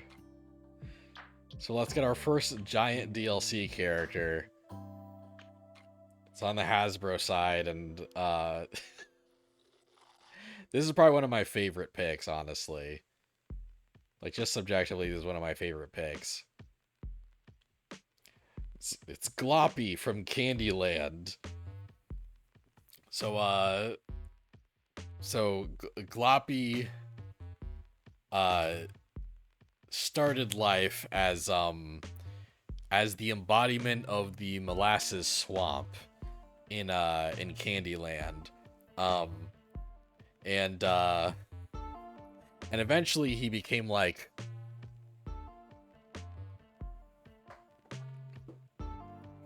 as like molasses started becoming less and less of a candy that children ate, he became like the chocolate mountain instead. He would incorporate both of those into his moveset. But mostly, yeah, he'd be this gigantic mass of like chocolate and molasses that's basically like, it's like Candy Clayface, just being amorphous and like coming at you with its liquidy body, you know, like I think Gloppy from Candyland could be an incredible fighting game moveset. And fun fact, Play-Doh was right there, but you like this better. Yeah, like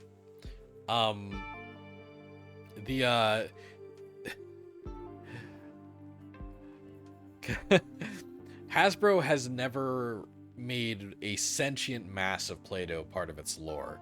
Um, However, this is a sentient mass of chocolate and molasses. Um, so yeah, Gloppy's here. I almost put Princess Lolly from Candyland in the base roster. But you know, I eventually removed her to make room for other characters. And then I decided like having a giant character represent Candyland would actually be more cool and fun than Princess Lolly. So she didn't make that roster, and I do feel a bit bad about that. But Gloppy's here. Gloppy, by the way, when Gloppy was first introduced, was also a non-binary character that did not go by he or she pronouns. Um, they eventually, like, this was like in like the 60s or 70s. They said this about Gloppy. Uh, Basically, the Gloppy has no gender. Um, but they did change that over the years, and they gave he him pronouns to Gloppy eventually. Um, but Gloppy hasn't been around in a bit, so I think they could really bring back non-binary Gloppy. So all you you know, all you non-binary viewers, I'm happy to report that your representation in this game is is a gluttonous mass of chocolate and a sentient pile of Nerf darts.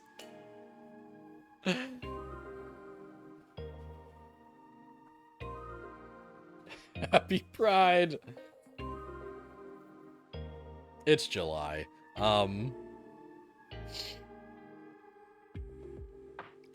Also, I did think of ways to incorporate Play-Doh into the Hasbro versus Capcom roster, and I did come up with some ideas, but ultimately they did not make the final cut. There is no Play-Doh representation in this full roster.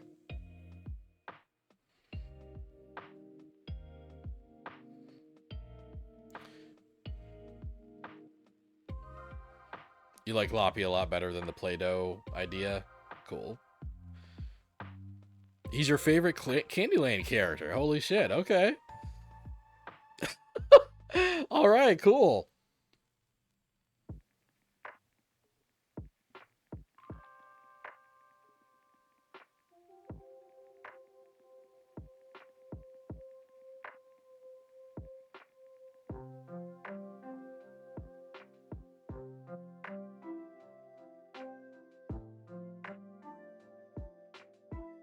All right, next DLC character on the Capcom side is another giant, and that's PTX40A from Lost Planet.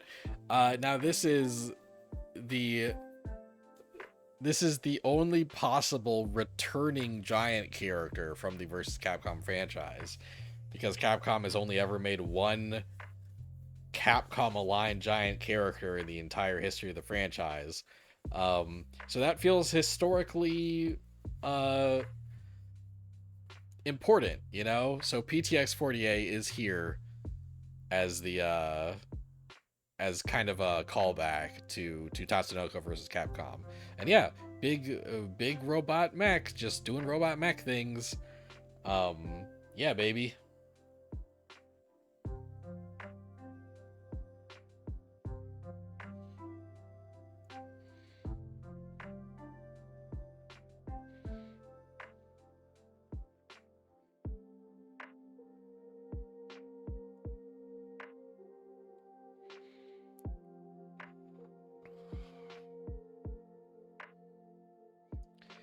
Now I hope my fiance is still tuned in for this next one.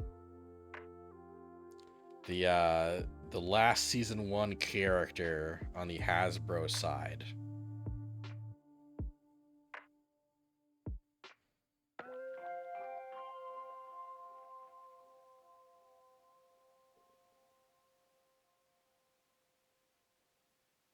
Is Don't get your hopes up. I think really your hopes can't get any higher than this, personally.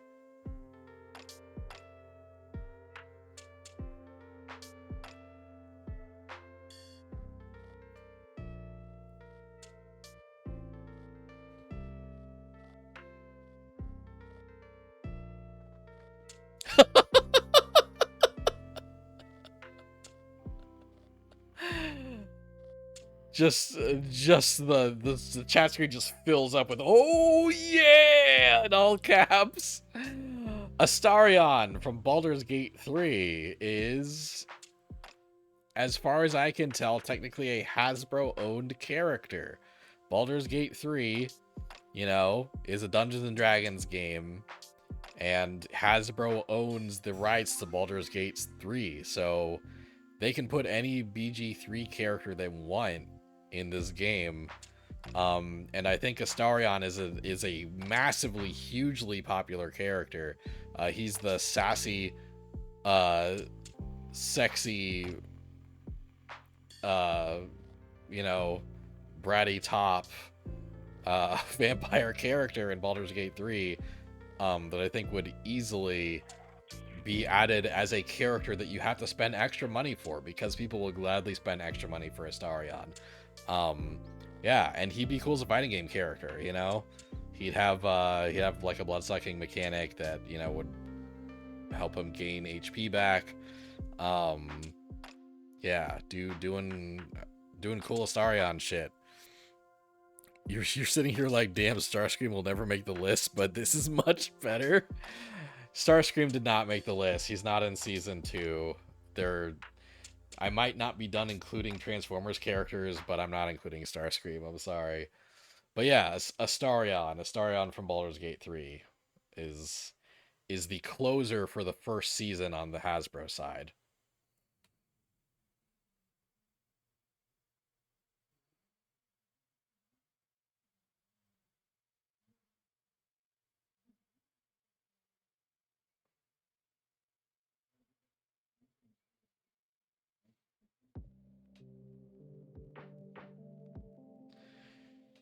And the closing character on season 1 of the Capcom side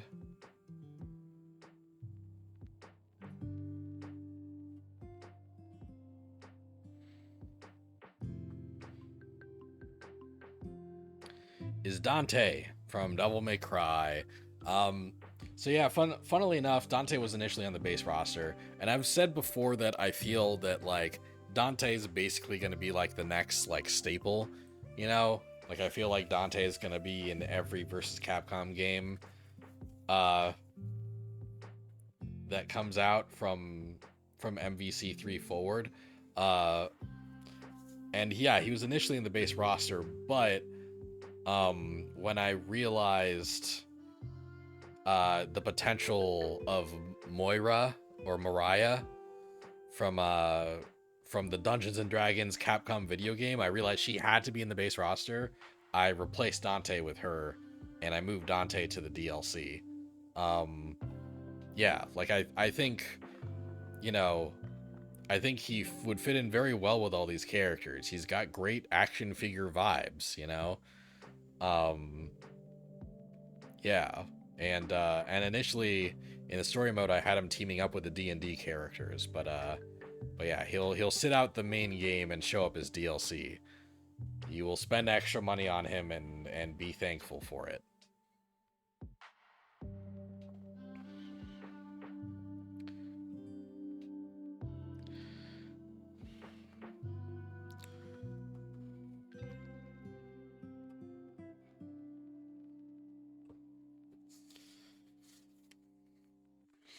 Okay, we're on to season 2.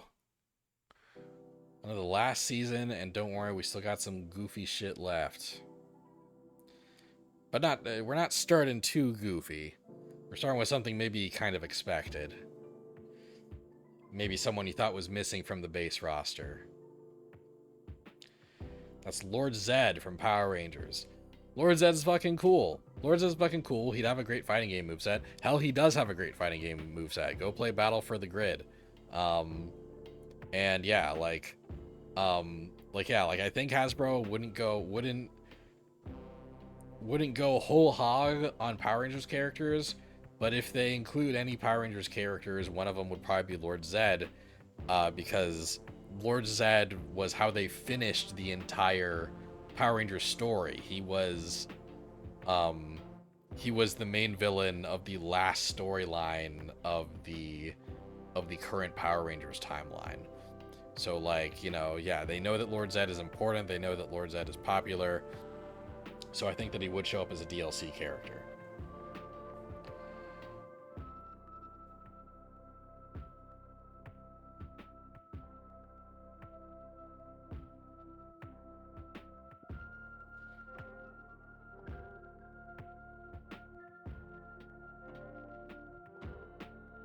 All right. Got another giant character for you.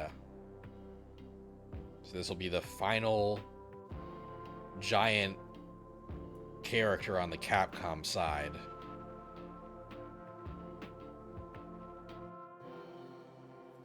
The Sphinx from Dragon's Dogma 2. I don't know if you guys have seen the TikToks of this character, but she's freaky, man. She's freaky, and she got real popular real quick on the internet. Yeah, this big ass, you know, Sphinx, that like one of her main things is she just like picks you up and like stares at you menacingly while she determines whether or not you solved her riddle or whatever, you know, like and if you haven't, she'll fucking eat you. Yeah, like I think she'd be pretty cool as like a giant character, like menacing, unnerving, like yeah, like a cool deep cut, and also like, you know, yeah, Dragon's Dogma. Capcom's doing their best to make that a big deal, so I think having some kind of Dragon's Dogma representation that isn't just the Arisen, because honestly the Arisen is kind of boring. I think that'd be pretty cool. So yeah, here's the Sphinx as the last giant character on the Capcom side.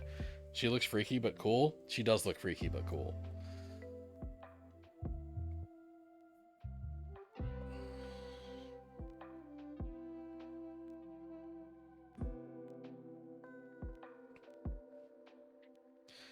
All right.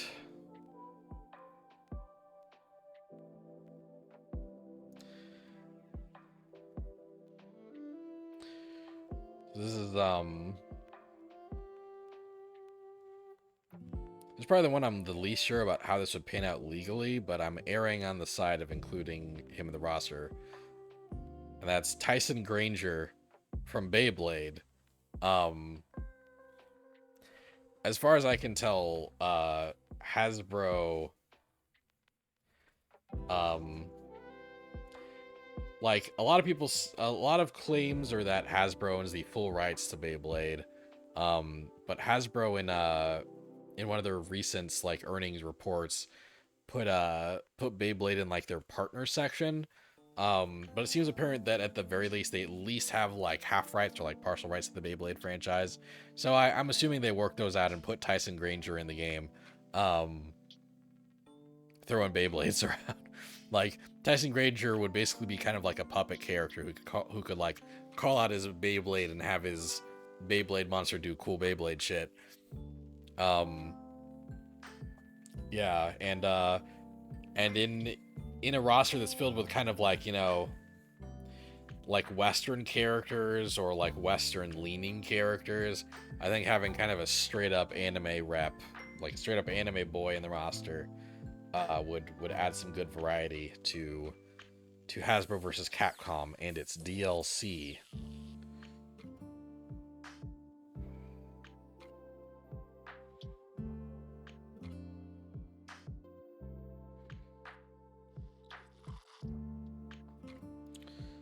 All right, the next Capcom character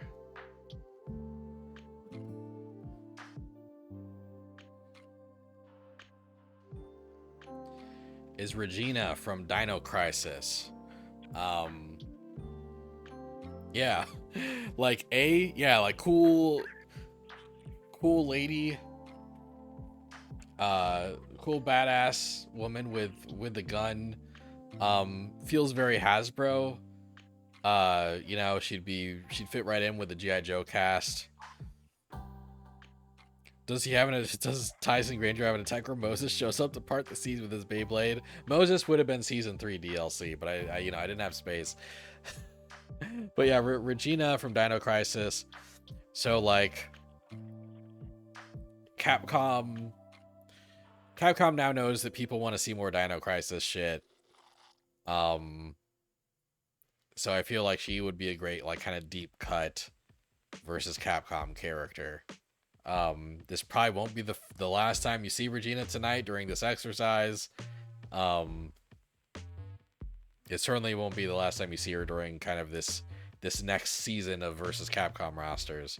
Um But yeah, I do think she's a great fit for Hasbro versus Capcom. So I did kind of make room for her in the DLC.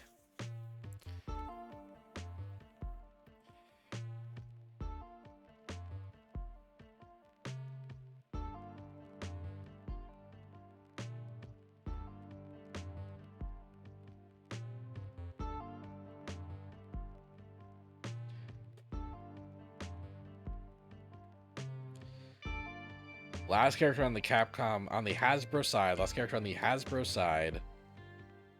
Also, the last giant character on the Hasbro side, and the last giant character to be added to the roster, period, is Grimlock from Transformers. I feel like we got to get one last Transformers characters in here.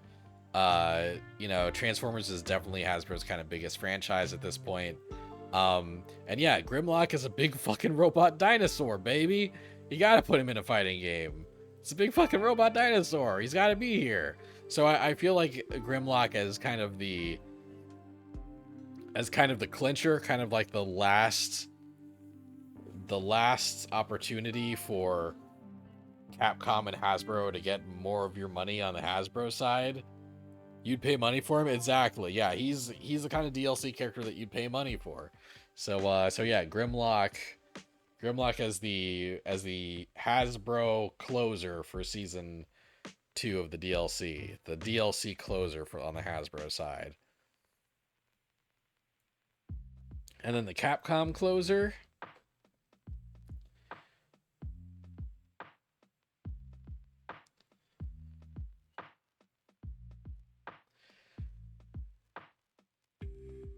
Strider Hiryu. People that have watched my other videos have kind of noticed that that one thing I kind of like to do for the Capcom closer is kind of bring back a fan favorite versus Capcom character, right? Bring back a character that is beloved within versus Capcom, and that versus Capcom fans would pay more money for. And yeah, I think Strider Hiryu is very beloved as a versus Capcom character, and also he's got big Hasbro energy. He's got super duper action figure vibes, and I think he'd fit right in with the rest of the Hasbro cast. So yeah, that would be the final Hasbro versus Capcom character added to the game. So along with a base roster for DLC, we've got Bumblebee from Transformers, Lady Dimitrescu from Resident Evil, Gloppy from Candyland, PTX-48 from Lost Planet, Astarion from Baldur's Gate 3, Dante from Devil May Cry, Lord Zed from Power Rangers, the Sphinx from Dragon's Dogma 2, Tyson Granger from Beyblade, Regina from Dino Crisis, Grimlock from Transformers, and Strider Hiryu from Strider Hiryu. And there you go. That's your Hasbro vs. Capcom roster. I think, I think I really hit a range this time. I think I definitely hit like a wide range of IPs this time. Yeah, this is one of the rosters that I'd be most excited to actually like play as a fighting game. Do I think it'll ever exist? That I'm less sure about, but I think there's a non-zero chance, honestly. Like Hasbro versus Capcom work together a surprising amount of the time. Like they keep renewing that license for the Dungeons and Dragons game.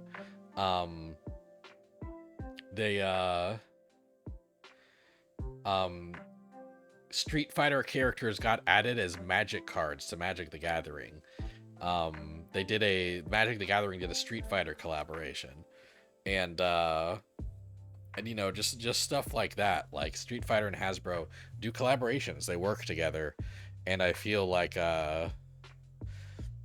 maybe potentially, hopefully, possibly, Hasbro made so much money off of Baldur's Gate 3 that they're like looking at other opportunities to like get people to develop video games for them. And I think Hasbro versus Capcom would be cool as hell. One problem, where's Frank West? Capcom will never not push Frank West. And when we thought we were free, they announced that new remake. So yeah, full disclosure, full disclosure, I put this roster together before they announced the Dead Rising remaster. And when they announced the Dead Rising remaster, I reconsidered this whole roster, but ultimately decided it wasn't worth the trouble to like remove a character I was more excited about to shove Frank West in there. But yes, I think realistically you're right. I think Frank West would be in this roster. Um the same like yeah, there's gonna be rosters here where like I finalized them before the Dead Rising remaster got announced. And now I think realistically Frank West is going to be in just about any versus Capcom game that shows up. They're gonna shove him in there. Um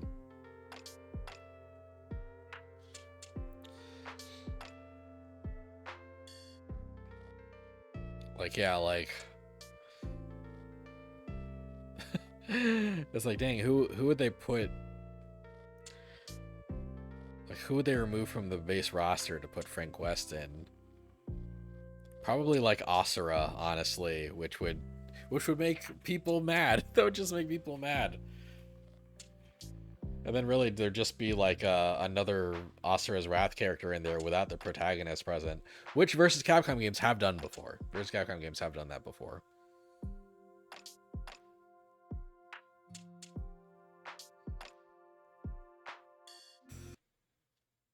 Okay, yeah. Well, there's Hasbro versus Capcom. There it is. Good roster. Thanks. Thank you. Yeah, this one I'm kind of proud of. This one I'm kind of happy about.